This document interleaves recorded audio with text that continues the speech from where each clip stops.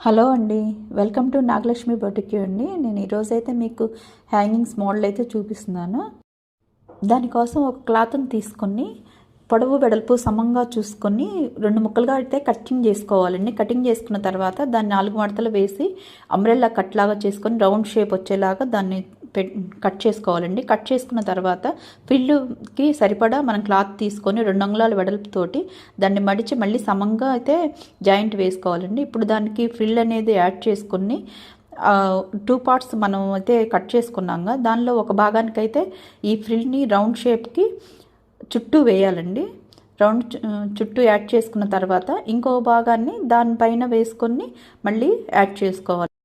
పూర్తిగా యాడ్ చేయకుండా ఒకవైపు కొంచెం మనం స్పేస్ ఉంచుకోవాలండి. దానిలోంచి టర్న్ చేయాలి కాబట్టి టర్న్ చేయడానికి కొంచెం స్పేస్ ఉంచుకొని దానిలోంచి టర్న్ చేసుకొని దానిపైన మళ్ళీ కూడా మనం స్టిచ్చింగ్ అనేది వేసుకోవాలండి. చుట్టూ అవుట్లైన్ స్టిచ్చింగ్ వేసుకుంటే అది పర్ఫెక్ట్గా ఉంటుంది.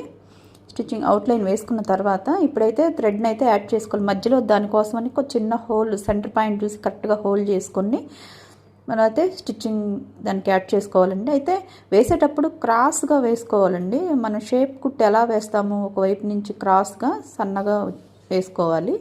అప్పుడు అనేది షేప్ అనేది అది కరెక్ట్గా వస్తుంది.